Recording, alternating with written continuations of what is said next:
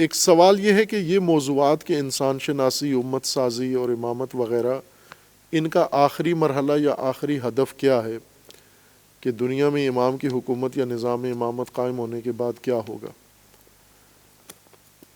خوب، یہ دین جتنا بھی ہے، دین کے سارے موضوعات، خواہ وہ عبادتیں ہوں، وہ عقائد ہوں، وہ نظریات ہوں، وہ سسٹم ہوں، جو کچھ بھی اللہ تبارک و تعالیٰ نے آپ کے لیے دین مقرر کیا ہے، اس سب سے مراد آخری ہدف یہ ہے کہ انسان، مثلا امامت بھی، نبوت بھی، قرآن بھی، نماز بھی، روزہ بھی، حج بھی، اور باقی جتنے بھی دینی سلسلے ہیں، یہ سارے انسان کو انسانیت تک پہنچائیں۔ مقصد یہ ہے، میں اس کی ایک وضاحت کر دوں تھوڑی سی۔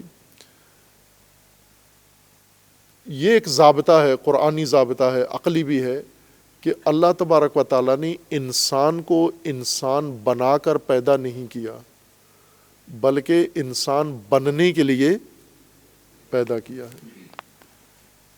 انسان جب پیدا ہوتا ہے، بچہ ماں کے پیٹ سے دنیا میں آتا ہے، تو یہ انسان نہیں ہوتا، انسانیت کا بیج ہوتا ہے۔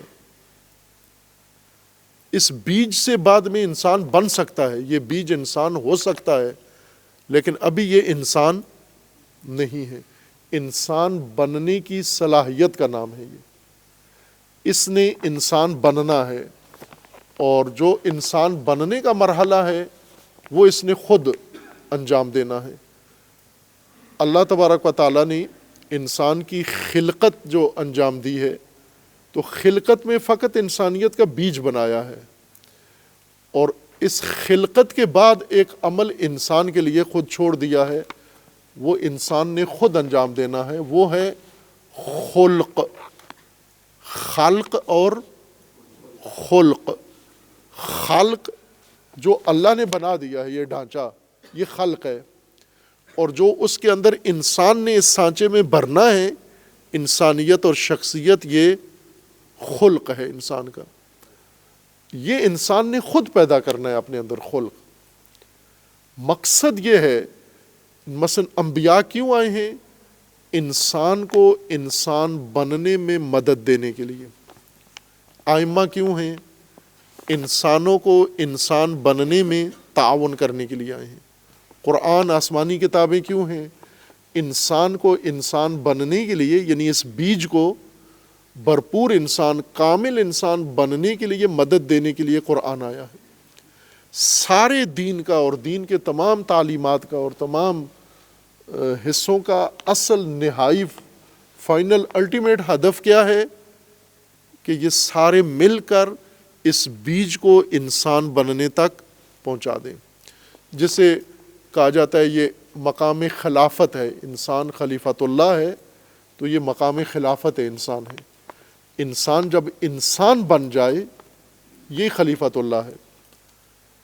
یہ باقی جو ان سے زمین بھری ہوئی ہے، یہ بیج ہیں، سارے انسان نہیں ہے۔ کتنے لوگ انسان بنے ہیں؟ آج کی موجودہ نسل میں 800 کروڑ انسان زمین پر ہیں۔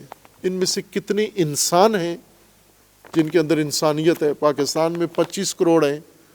ان میں سے انسان کتنے ہیں جو مقام انسانیت تک پہنچ گئے ہیں؟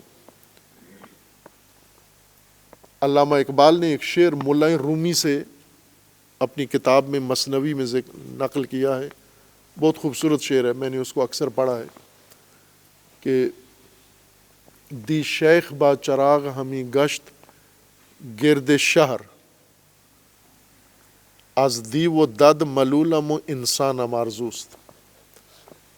اس شعر کا مقصد یہ ہے کہ ایک بہت ہی دانا، شیخ، بزرگ، عالم، یہ چراغ لے کے دن کے وقت کچھ ڈھونڈ رہا تھا، گلیوں میں، کوچوں میں، صحراؤں میں، پہاڑوں میں چراغ لے کے گھوم رہا تھا، کہ گویا کچھ ڈھونڈ رہا ہے اس روشنی میں۔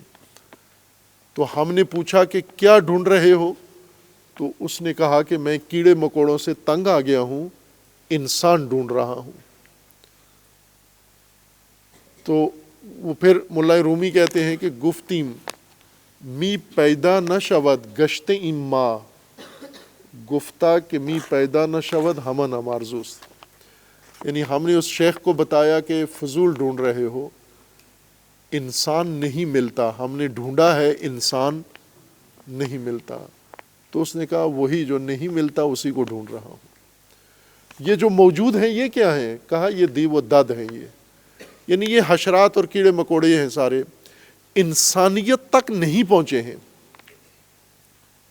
انسانی حد تک نہیں پہنچے ہیں، یہ انسانی سرحد تک نہیں پہنچے ہیں، یہ